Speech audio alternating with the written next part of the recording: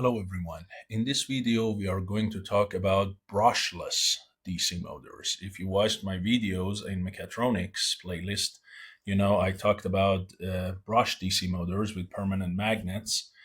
One video I talked about their basics and theory, and the next video I show you an application.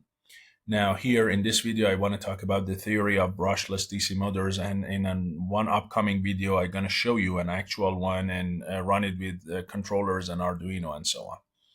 So why do we even need a brushless DC motor? What was the need that this motor was invented?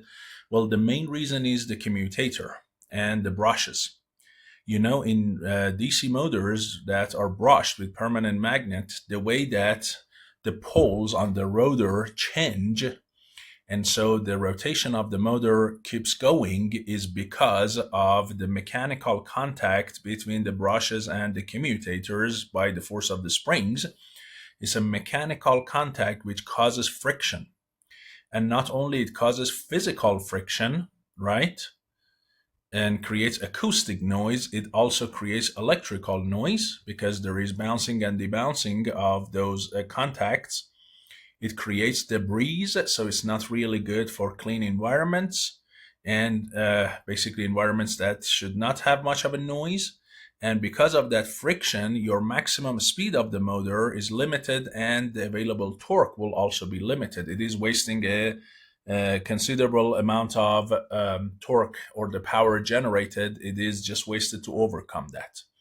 So the brushless DC motors try to get rid of this mechanical contact by using electrical components to change the poles, the location of the poles on the rotor, and overcome these problems. So let's see how it works then.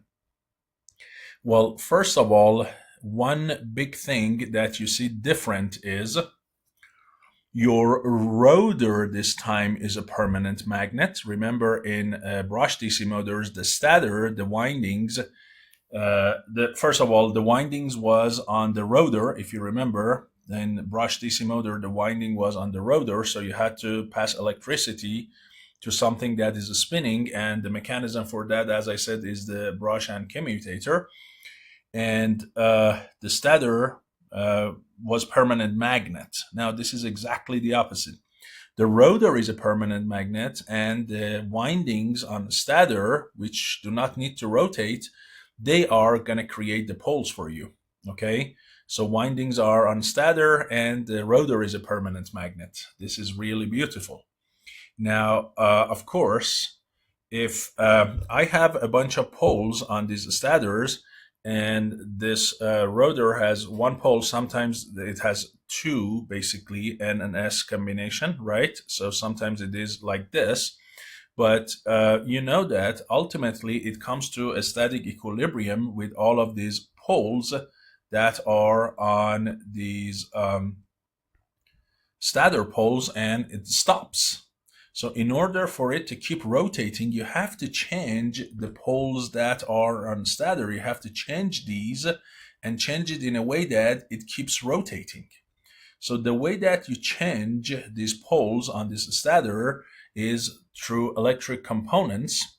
And as you can see, there are three basically pairs of coils on, in this case, this six metal cores on the stator.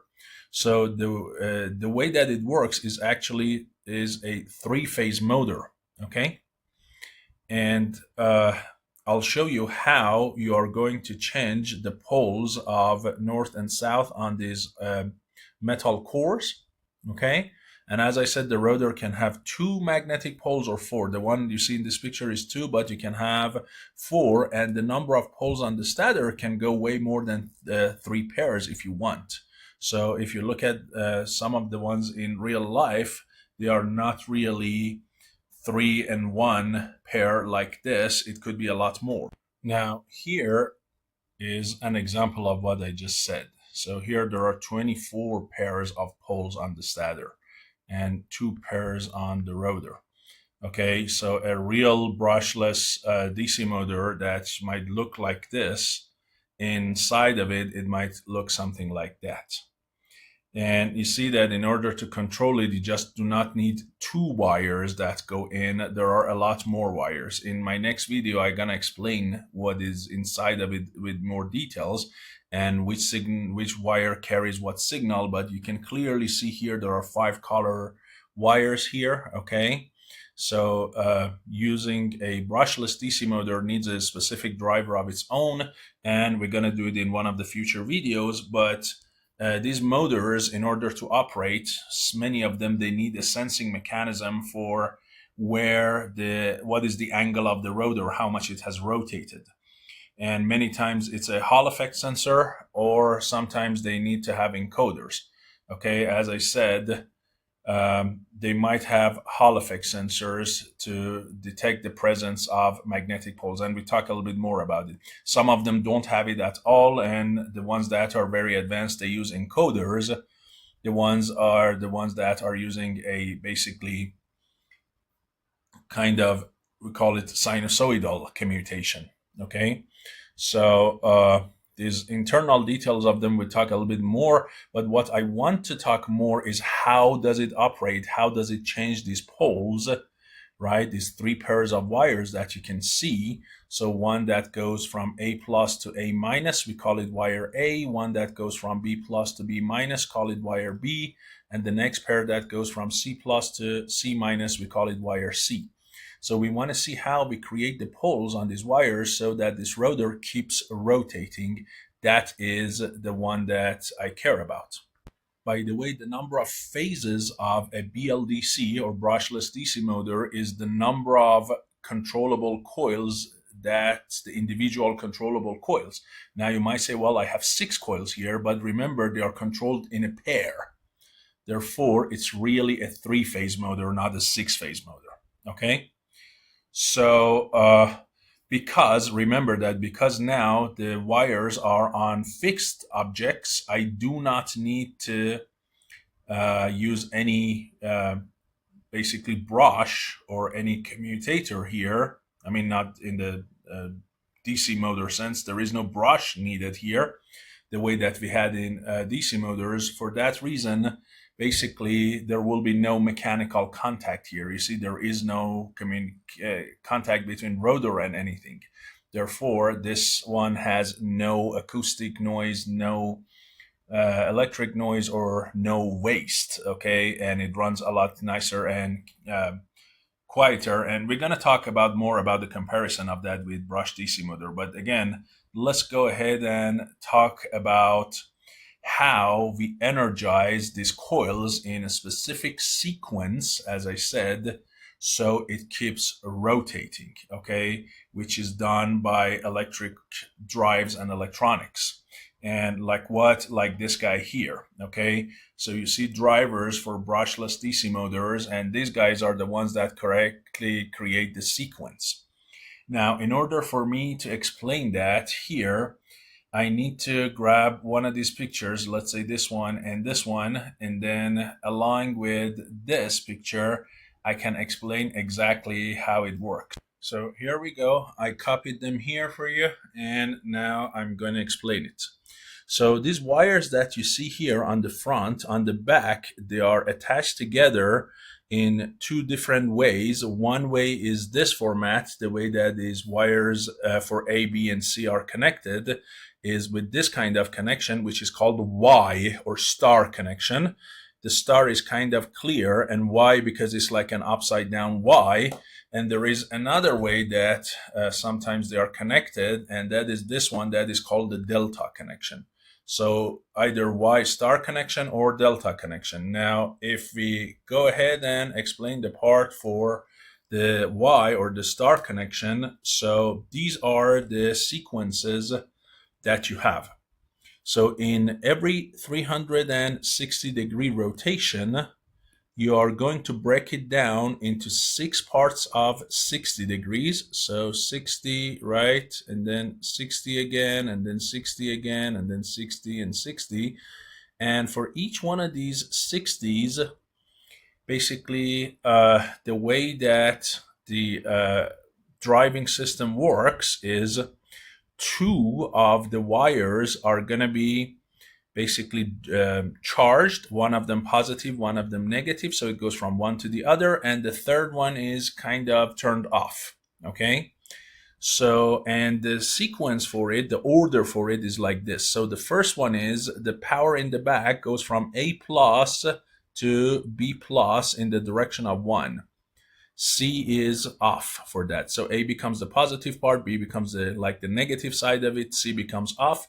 For sequence 2, it goes from positive A to positive C. So A positive, C kind of like negative, and B off.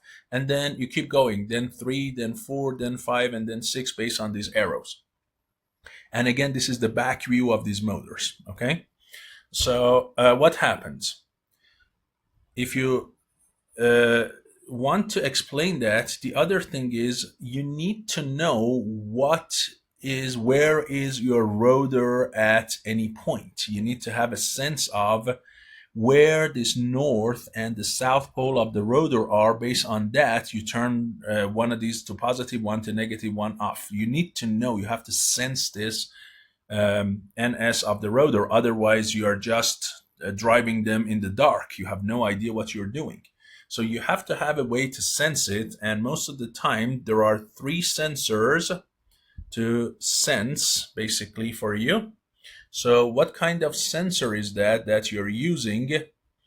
As I said, these sensors are, for many of them, for simple ones especially, is called Hall effect sensor. Now I am going to make a separate video on Hall effect sensor, but basically what the Hall effect sensor does, it produces either a high voltage or a low voltage, depending on whether the north pole of the rotor passing over it or the south pole of the rotor is passing over it. Okay, so depending on which one of the poles of the rotor is passing over that, then each one of these 3 sensors, ABC, will create a high or a low for you. Okay. Again, in a separate video, I'll show you. I bring a Hall effect sensor and show you physically. But for now, basically keep in mind, this is how they sense the presence of north and south pole, by giving you what? By giving you either a high signal or a low signal here. These sensors ABC that you see on the brushless DC motor. Okay, so now let's talk about the signals of the sensors and the way that these wires are being charged or driven. So here, let's say these are sensors A, B, and C, and these are the positives and the negative, or the highs and the lows, sorry, that they are sending out. Good.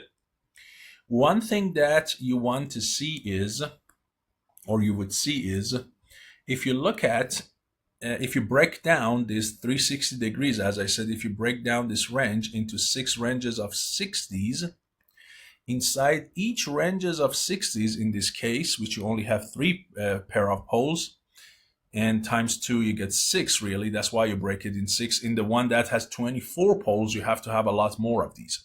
But in this case, if you look, sensor C is low right now. Sensor B is what? Also low. Sensor A is high.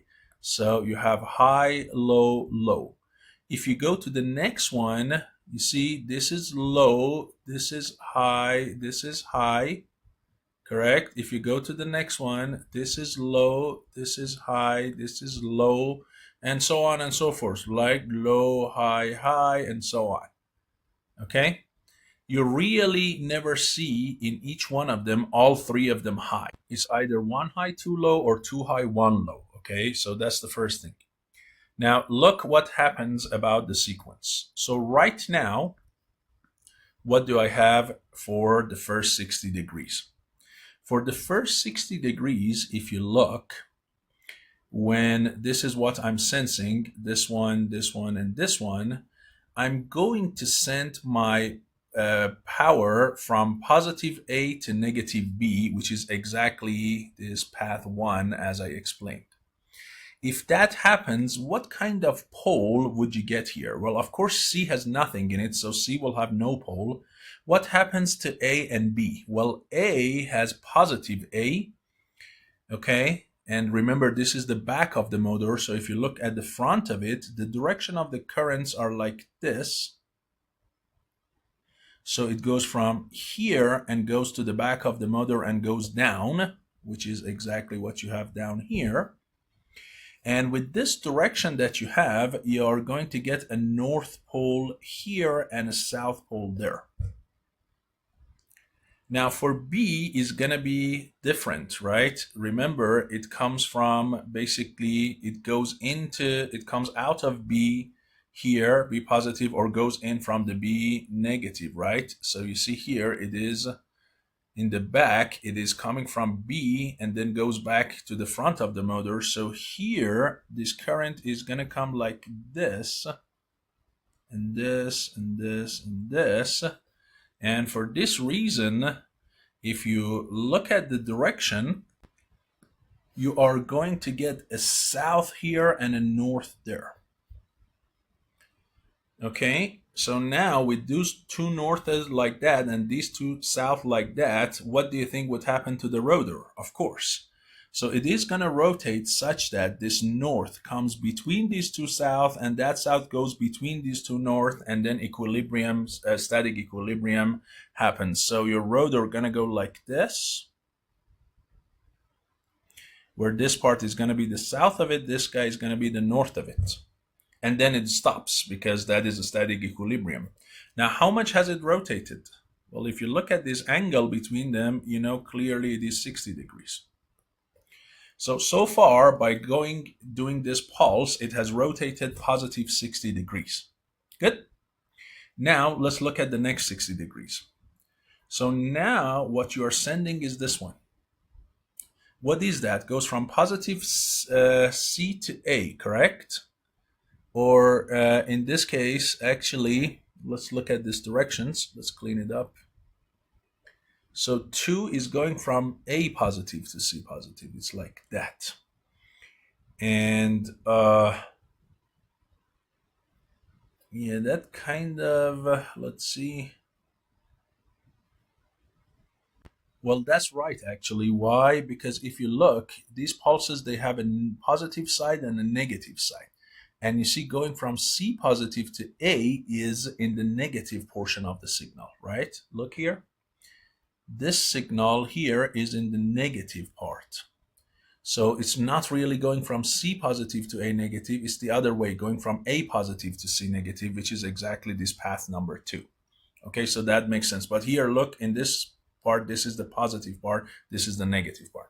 So I'm going to go according to path number 2. So now what happens from A positive to C negative? Well, for A, it's the same thing as last time. And again, it is going to be like this, these arrows. That means for A, this is going to be north, this is going to be south. Now for C, remember, for basically C positive, it is going to come out from this part, right? So it is going to go like that. Therefore, this is going to be S, this is going to be N. Look at what you had last time and what you have this time. In this case, if you want to have the equilibrium, what would you need? Well, in this case, your rotor should rotate like this, where the north of it comes here and the south of it goes there. And again, equilibrium. And how much it has rotated? Remember, last time it was between A and B. Last time it was like this. Oh, sorry. Last time your rotor was like this, right? Between A and B. Now it is here. So what has happened to it? Guess what? Another 60 degrees counterclockwise. And just for practice, I do the last one. So the next 60 degrees here is, if you look at it, the next 60 degrees is from B plus to C minus, correct? And if you look at it, it is in the positive section. So it should go from B positive to C negative. And that is exactly this path 3, from B positive to C. Now, in this case, the B should go in here, right? So that it goes inside and then goes to the back and comes out like that. So for B, clearly, this is going to be your north, and this is going to be the south. And then for C, for this C, okay, it has to come from basically the back into it, correct? Because you see it comes from the C and goes inside and enters to the front of it. So it goes like this. And for that reason, now you are going to get this N and this S. And what should happen to the rotor? Guess what? You're right. So here your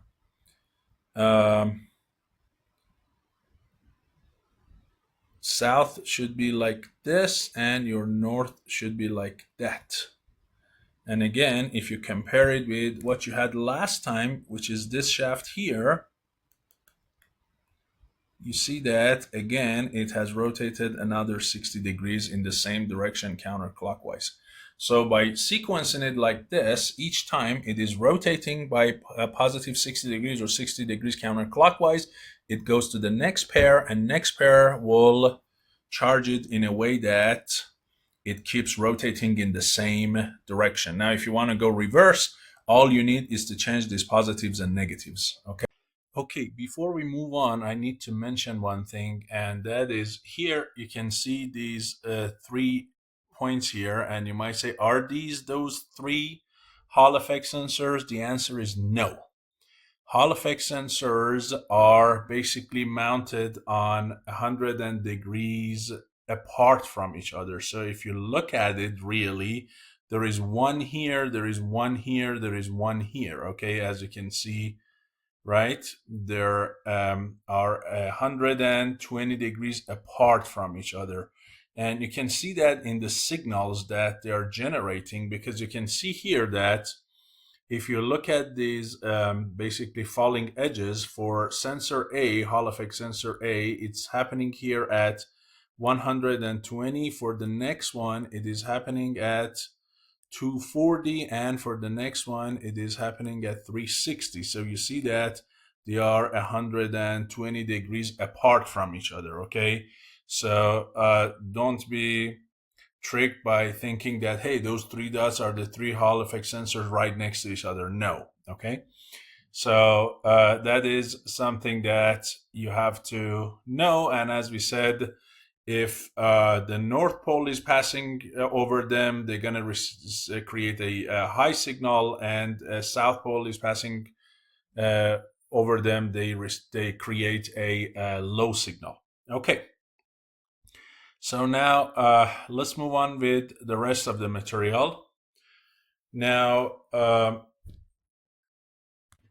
this approach that we have seen so far using these pulses and signals from the Hall effect sensors, and in 6 separate stages, each one for 60 degrees, we send those voltages, right? So this approach here, this control approach, that we basically, these voltages that we send through each one of those 6 coils, or the 3 pairs of coils, based on those Hall effect sensors. This control approach for brushless DC motors is what we call the 6-step commutation, or block commutation, and or called trapezoidal commutation, okay? Now, this is the common method. This is one of the most common methods of basically controlling a brushless DC motor, and it has some advantages. One is it achieves really the maximum speed out of the motor. It is really great for delivering maximum torque. It has basically lowest switching losses, minimum switching that you need, and of course the easiest implementation. So it is really one of the easiest thing you can do is to control it like that. Now, it has some drawbacks too. one of the biggest drawbacks that it has is what we call a torque ripple.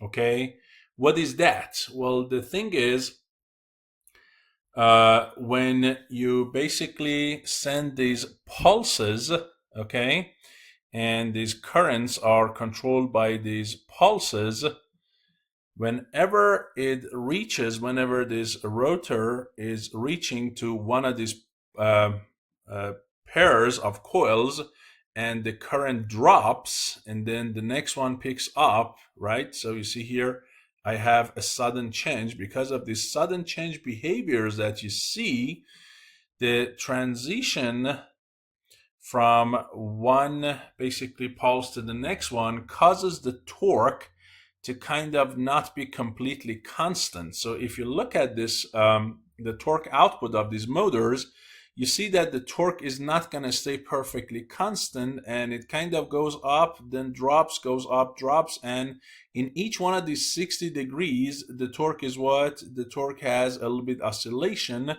so we call it the torque ripple. Okay, so if you have any device that can measure the torque, you see that the torque is not perfectly constant, and that is very common with this trapezoidal commutation. Good. Now, is that the only way to do the commutation? No, there are other ways for commutation too, and we're gonna talk about that, including basically the sinusoidal commutation, okay, which is much smoother transitions. We're gonna talk about that, but before I talk about that, there is one thing that I want to mention is, so far we learned that if we want to control these motors, we need to have sensors. We need to know where are the poles of the rotor with respect to the stator coils, so we can basically send positive, negative voltages or zero voltages to those pairs. But there is a scenario, or not scenario, I would say there is a group of these motors that can be controlled without any sensor. We call them sensorless commutation motors. Well, how can that be? Can you just get rid of those Hall effect sensors and still manage to send the right voltages to the right coils at the right time? The answer is yes. Well, how can that be possible? The answer is in what we call EMF, back electromotive force, okay? And this one can tell you actually where the rotor is with respect to the stator coils if you just monitor that. So here in this figure, you see the back EMF for each one of those three pairs of coils is shown. So this is between A plus and B minus, between B plus and C minus, and C plus and A minus. And if you look at these profiles for these back EMFs, right, versus the angle or versus time, you see that their profile is trapezoidal, okay? So you see a trapezoid that is being repeated, okay? And that's another reason we call this a trapezoidal commutation, okay? So the first thing is the back EMF is trapezoidal. Now, why is it trapezoidal in the first place?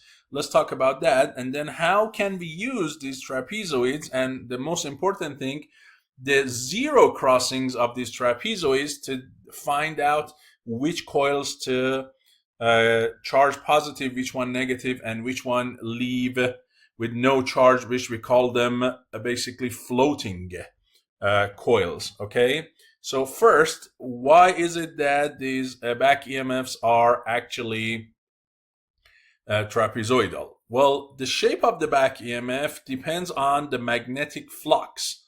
Magnetic flux of what? Magnetic flux of the rotor permanent magnet through the coils, okay? So here, when you have this permanent magnet and it has magnetic flux, correct? This magnetic flux B, when you basically align it perfectly with the coil, that has the maximum flux that is going through that area, because you know magnetic flux is A times B, right, times cosine of the angle in between. So if B is the intensity of the magnetic field and A is the cross section of these and theta is the angle between them, of course, when theta is 0, which means these two are perfectly aligned, you get the maximum what? Magnetic flux. Good. So now in these BLDC motors that use this trapezoidal, what we call back EMF, the way that the rotor and the poles of the rotor are, and the way that they move, and how many of these basically stator coils you have, it is designed such that this phi changes. And remember that the back EMF, the voltage of back EMF, that one is proportional to d phi over dt. So they designed the permanent magnet poles and the stator windings and poles such that this derivative of phi over dt, which creates back EMF voltage, basically the way that it is changing, as I said, is a trapezoidal trapezoidal nature. Good. So now that this depends on the design, and if you want, we can go more into depth of that, but that is going to take some good time if we want to explain exactly how is it that you are going to get trapezoidal. We have to basically look at the exact structure of it. We have to calculate phi. We have to take derivative of that and show that this back EMF is kind of looks like that. But you can see that basically when back EMF is constant over some region, that means phi was constantly increasing or decreasing. And when it is changing over a region, that means phi was basically like a quadratic function. So it can be done by proper design of rotor and stators. Now, what's so special about it? So fine, their shape is trapezoidal, good. How would you use it? Well, the thing is this, that the back EMF, this is the interesting part, the back EMF follows the polarity of magnetic field. Well, what does that mean? Means that when the north pole of the rotor is approaching a coil, you get positive back EMF. When the south pole is approaching a coil, you are going to get negative back EMF. Okay, that is very interesting. So if I go back and look at this picture again, look here. So here, let's look, for instance, at this one. So initially, it was like what? Initially, so you're looking at basically, let's say it is something like this, where this is the north and this is the south, and it is spinning counterclockwise. So when you are in this situation, right, from this point until the north comes right and aligns with this direction, for this kind of rotation, for this period of rotation, what's happening? Your north is getting closer and closer to this coil. Yes? So for that portion of the rotation, which is basically whatever angle it is, for that portion of the rotation, which in this case you see is about 60 degrees, for that portion, north is approaching that. So you are going to get what? You are going to get positive back EMF. After this, when it's kind of, your north is something like this, so it's perfectly aligning with that, you get some kind of back EMF, whatever it is. And after that, when you pass, and now you get the opposite scenario where basically you have something like this. Let me go with the smaller angle. So now it is something like this. This is N, this is S. Now you see S is approaching and N is getting further away from this coil. Now your back EMF goes negative. So you had one portion of the rotation that back EMF was positive. There is a portion that is negative. And of course, so if this is EMF or voltage EMF, So here it was positive, there was a negative, and there is a point that it has to cross zero. And this is called zero crossing of back EMF. When does that happen? When this north-south pole of your rotor exactly aligns with the coil, right? When the rotor pole exactly aligns with one of your stator coils, that's when your back EMF is exactly doing a zero crossing, and that's what I have mentioned for you here. Okay? So that's what you can see over there. Now, what would you do with it? Fine. Now, when I get a zero crossing for any of these, let's move on. So, for instance, let's look at one of these. So, let's say right here. Okay, that's the first zero crossing in these three trapezoids. The first one is happening right here.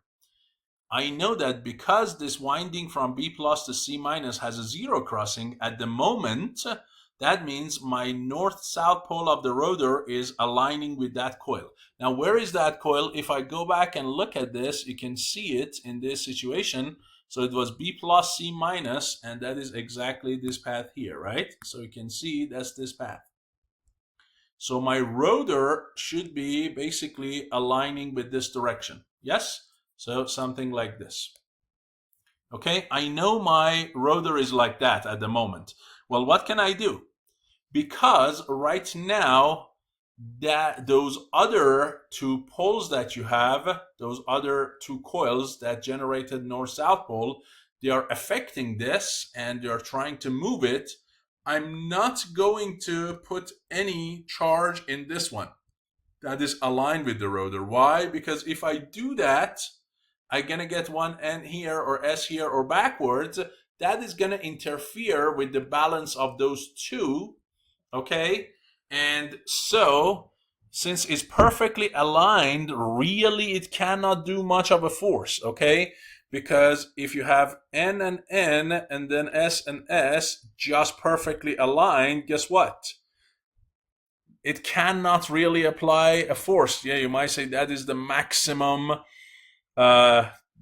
basically attraction or repulsion. Yes, but in which direction? You don't have a preferred direction here, right? Both of these are in the same direction. If one was like, for instance, if this N was a little bit further up like this and this S was like that, yeah, now I can say this N pushes that and that S pushes that S, it makes it go this way. But right now that those two are perfectly aligned, it's not going to do anything. It's just going to interfere. So the rule is this. The rule is if there is any coil that currently is experiencing a zero crossing of back EMF, do not put any current in it. Let it, what we call, be floating. Do not energize it. Do not pass any current to it.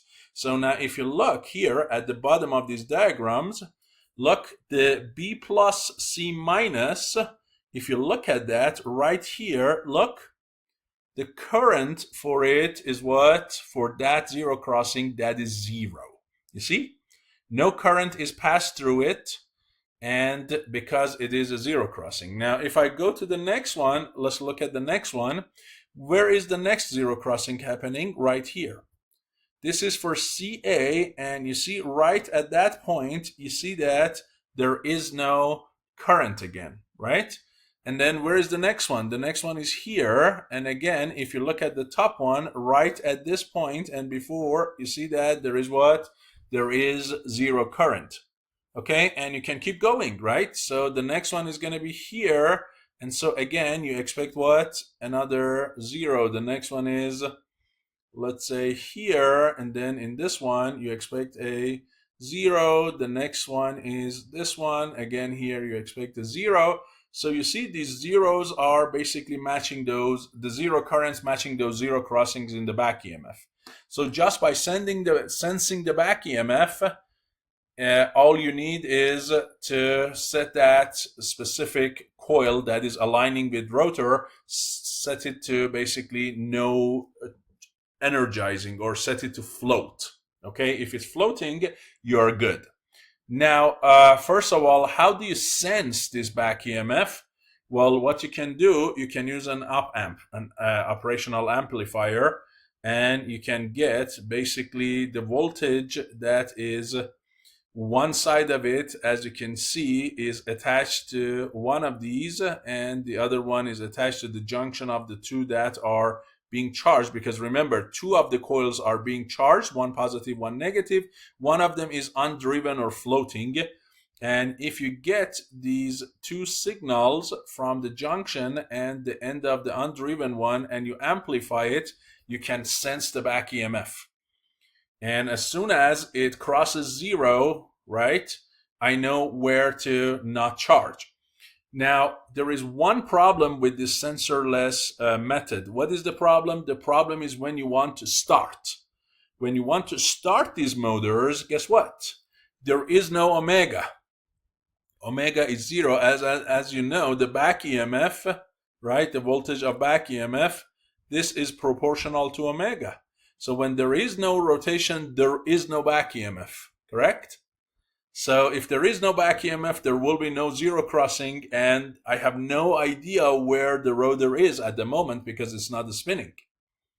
So it's always in the start that you have some problem.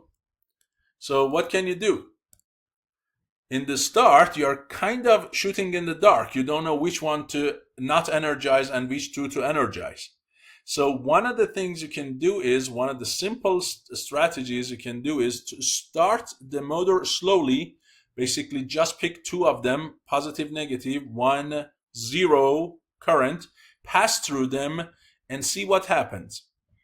If it was the right kind of firing of the three coils and the motor starts spinning the direction that you want, well, you keep, as soon as it starts rotating, these back EMFs start to show themselves. You can detect their zero crossing, and guess what? You can move on, right? Because now you can do the zero crossing, you know where it is, you can move on. But if it spins in the wrong direction, in the opposite direction, then you have to reverse the direction of initial, basically, phases or initial currents, so you can get it back into the correct rotation. Now, there are some scenarios where you cannot really tolerate any wrong initial rotation. In those scenarios, you have to use more advanced techniques. You have to use more advanced techniques in order to initially detect the basically orientation of your rotor, okay? And one of them is by induction. So I don't want to again get into a lot of that, but basically this inductance of the coils can be affected. So here I just added that text for you so you have it for your reference. So as I said, the inductance can be measured because it has been shown that the presence of the rotor in the proximity of a coil will cause the inductance of that coil to change. So if you have any way to measure the inductance of one of the coils, you know that the rotor should be around it, should be next to it, okay, if it has changed in a specific way. And one of them is to inject some small current in each one of the coils to measure their inductance and see how much that inductance has changed and whether it has been affected by the rotor proximity to it or not. So this is a little bit more advanced. So it depends on whether you can tolerate some initial small rotation in the wrong direction or you cannot. Okay, so to just do a trial and error in the beginning, or be careful with this small injection of current in all of them, measuring inductance and everything. But in general, know that there are some brushless DC motors that are sensorless. So they do not even work with Hall effect sensors. They are like the cheapest ones. Okay, so here we talked about the trapezoidal commutation or block commutation, which is the simplest one. It happens in 6 stages. It has the problem of torque ripples. There is a category that is basically sensorless commutation. You just take advantage of those zero crossings of the back EMF to know which one to not basically charge and or energize and keep it floating. And in applications that need very smooth motions, and they try to minimize ripples, and they try to have these basically currents through the coils and the EMFs to change more smoothly. There is basically this what we call sinusoidal commutation. So here, if you look, your back EMFs basically they are changing quite a bit smoothly. They are not those rigid and very sharp trapezoids. Okay, so these are kind of smoothened trapezoids, and of course, this one, since it's not just a simple behavior, if you want to achieve this, first of all, most of them do have encoders instead of Hall effect sensors because they have to measure the rotation of the rotors very accurately, and they need advanced signal processing techniques to achieve really good sinusoidal commutations and kind of smoother motion. If you want to compare the trapezoidal method of or back EMF method versus sinusoidal back EMF, you know that the control method for the trapezoidal is very simple, is that 6-step commutation that we talked about, correct? These 6 pulses that we talked about every 60 degrees. But for the sinusoidal one, the method of control is called field-oriented control, or FOC. And I'll try to explain that in one of my future videos, okay, because this need basically some further explanation, and I don't want to make this video very long. It's already long right now. So I'll do that in a future video, plus showing you the actual physical brushless DC motor and run it with Arduino. So stay tuned for one other future video where I'll talk about the FOC. Okay, I don't want to include it here.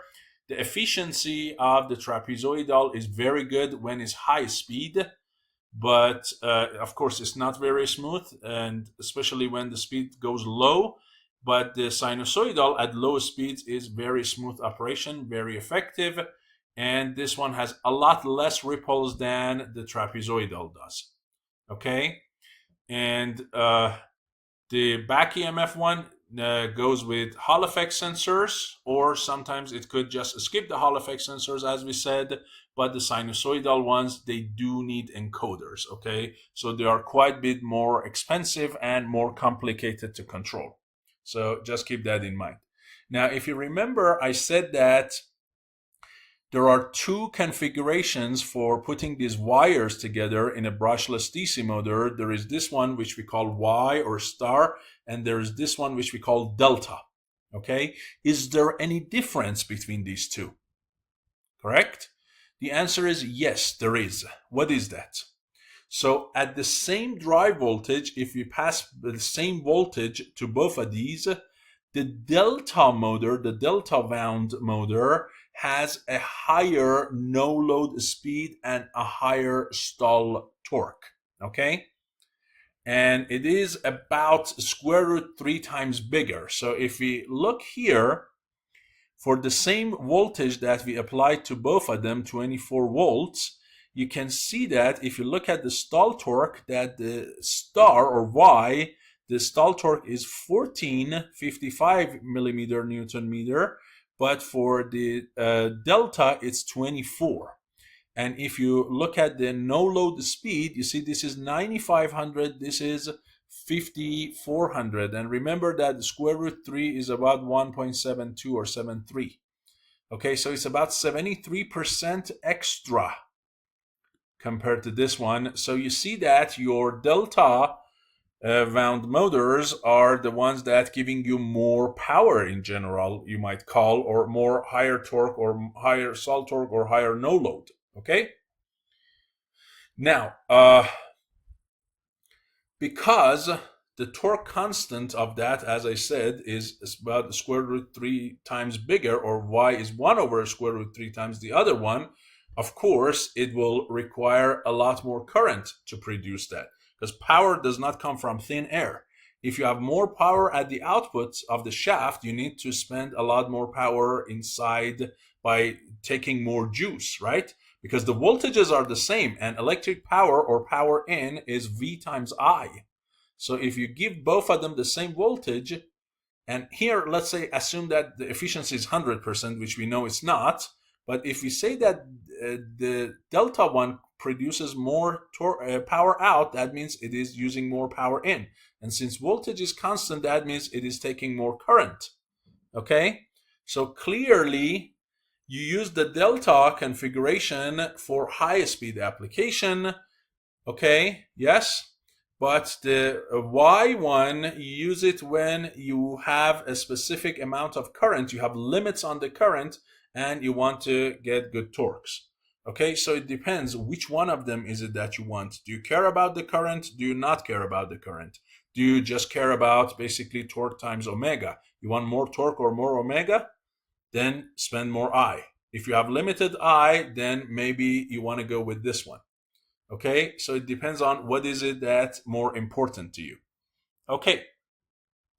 Now, before I go to the formulas, which are very similar to brushed DC motor, I just want to briefly compare the brushed and brushless DC motors for you one more time.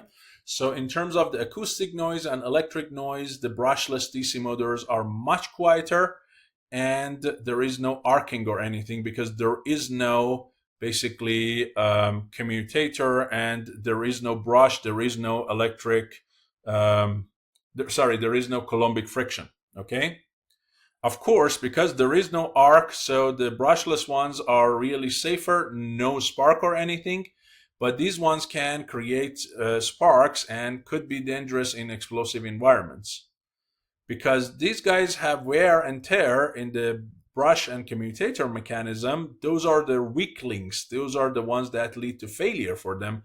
That makes them less reliable, but these guys don't have any mechanical wear and tear, so they are more reliable. And of course, they are more efficient because no power is used to overcome static or dynamic friction. About the maximum speed, of course, because they have limitations mechanically, they are typically limited to like 10,000 RPM, but brushless DC motors can go to 10 times more, 100,000 RPM, okay? In terms of cooling, of course, here heat is generated, so you need to dissipate that. Here, the heat is really much less. It's mostly in stationary coils or stator coils, so the heat generated less in them, so the cooling is also easier. In terms of the design and torque performance, here, if you want the brushed DC motors to give you high torque and low speed, most of the time you need to add a gearbox to them, okay? And for the brushless DC motors, basically, since at low speeds they can create more torques, so you might be able to get away with a gearbox. Because if you want to put a lot of torque on them, for these guys, the speed goes so low that you cannot really use it. So if you want to use big torque, you have to use a gearbox. But these guys, even at big torques, they might give you sufficient speeds, although low, but still enough for your application that you don't need a gearbox. For in terms of cost, of course, the brushless ones are much more expensive than the brush ones. And some common brands of brush ones are basically Mobuchi, Johnson Electric, RS Components, and Maxon. For the brushless DC motors, we have T-Motor, we have Turnige, Nidec, Cole Morgan, if I'm not mistaken, and Maxon. Okay? I've seen a bunch of these. I think I have one of those. I'll bring it next time. And applications, of course, brush DC motors are for cheaper applications like toys, some automotive starters that you just don't use every second, some small household appliances, a bunch of them use this, and some simple power tools. But for applications like industrial automation, like electric vehicles, medical devices, some drones and robotics, you are going to use brushless. And that, of course, means more cost. Okay, finally, the governing equations for them is very, very similar to brushed DC motors, except they have 3 phases rather than 1. So you have three wires, and if you call the wires, the current in these wires IA and IB and IC, correct? Then clearly the relation between voltage, current, and the back EMF in each one of them is simple. The provided voltage is the drop over the resistance plus the back EMF. So each one of them has a resistance, right? RB, RA, or you might call all of them R, right? Assuming that they are all the same. And then, of course, there is a VA and VC and VB that is supported on them.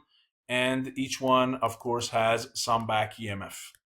And this is neglecting their inductance. So here we assume that their inductance is 0. If not, then you have to add an extra term here, which is LDA DI over DT. Okay, so we are just neglecting it here. So VABC are the phase voltages that you provide. I's are the current. R is assuming that they are all the same resistance, and E's are the back EMFs. Now, how would you calculate the E's? Of course, the E's are coming from simple formula of KE times omega, where omega is the angular velocity of the shaft and KE is the back EMF constant. Okay? Now, one thing is, although the magnitude of all of them is KE omega, but they are all different by 120 degrees. Remember, they are trapezoidal, and these trapezoids, if you look at them, they are like 100-degree 120-degree kind of shift, correct? So you have stuff like this and so on. So there is 120-degree shift between them, okay? And so if your trapezoidal function is f of theta, the first one is f of theta, the next one is f of theta minus 120, the next one is f of theta minus 240, okay? Each one of them is, as I said, 120 behind or ahead of the other ones, okay? In terms of the currents, some of the current should ideally be equal to 0 based on the Kirchhoff current law, and that is if your system is what we call a balanced three-phase system. And you might say, could the system be not balanced? Well, it could if there are factors that are affecting it. Like what? One of them is unequal winding resistance. If these R's are not the same, RA, RB, and RC are different, then the currents are going to be different too, and then this summation could not easily be equal to 0. Then if the back EMF is not uniform as well, right? For instance, the back EMF constants are different. The other thing is if the inductance is not symmetrical. As I said, I neglected the inductance, but if you have to include it, then the inductance of these should also be the same. The other thing is if one phase is open or shorted mechanically, okay, so there is a problem with that wire and that side is not working, and or your Hall effect sensors are not working properly, okay? So these phases are not doing their job. So these portions are not doing their work properly. Any of them can happen. Your system can go unbalanced, and if it does, you are going to see vibrations in the motor. You're going to see reduced performance and reduced efficiency. Okay, so ideally the R's, the L's, and everything for these three branches, these three phases should be exactly equal. Okay, so the system can perform. The torque equation is also similar. The torque for any of those wires is equal to its torque constant times the current of it. So since you get 3 torques from each one of them in general, you have to basically multiply them together and basically go ahead and add them together. Now you might say, what is this EA over omega? Well, remember that KT and KE, the back EMF, are the same in the SI unit. And what is KE? If you remember, KE is the electromotive voltage, whatever it is, correct, divided by omega, right? That's just this formula here. That let's see this one. So from here, the back EMF constant is the back EMF voltage divided by omega, correct?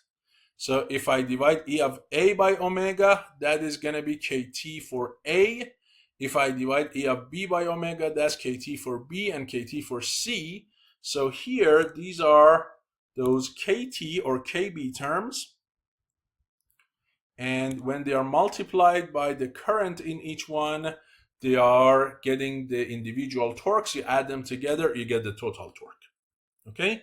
Now, remember that in each time in your motor, one of these three currents is zero. One of the coils is not energized. The other two are. Okay? So typically, it's just two out of these three.